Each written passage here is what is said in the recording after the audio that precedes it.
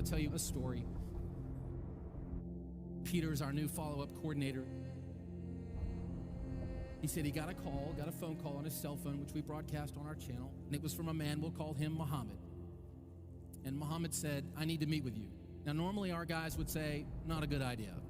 Let's talk first on the phone. But he felt the Lord was saying, go meet this guy.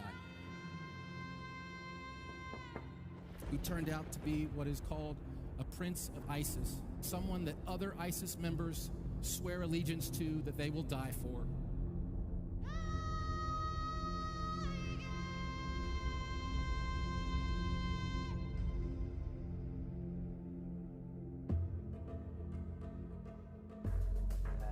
The prince was a religious person in ISIS, and they considered him like a leader who teaches the Quran. He taught people how to memorize the Quran and urged them to jihad.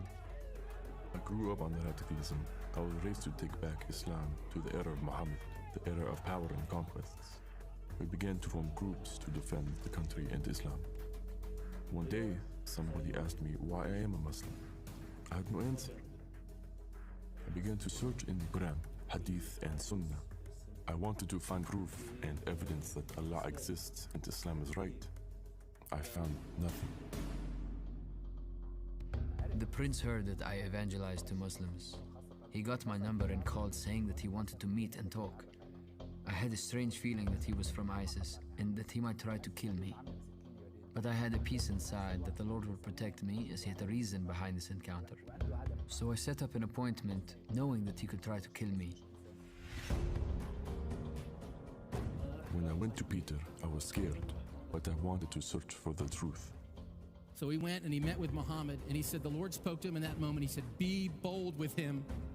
I said to him directly, our God is not yours. When I listened to Peter, I felt his words were arrogant.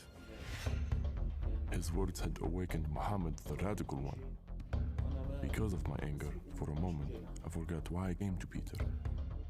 I suddenly had one thought. How should I kill him? He boldly proclaimed the gospel to this man, this bearded man. He started crying while I was telling him these words. What made me cry? I don't know. While he was crying, I put my hand on his shoulder and started to pray. He then got up and left me. I felt he was not stable. They met. They went their separate ways. He called again. The man came back very shaken.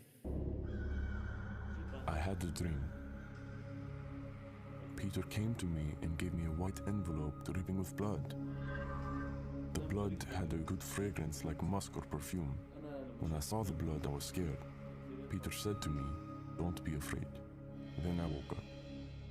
Later, Peter told me, without the shedding of blood, there is no forgiveness of sins. The prince asked, what should I do to ask forgiveness? I said, the Lord gave it to you for free. You just need to accept it. And gradually, I began to disciple him. So they came together, and Muhammad said, Peter, I have a confession. I have to tell you that the first time I was going to meet with you, I intended to kill you. And I'm sorry. And he fell on his face and he repented.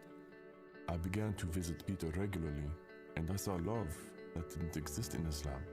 He started walking with the Lord right away. He shaved his beard. He changed his whole life.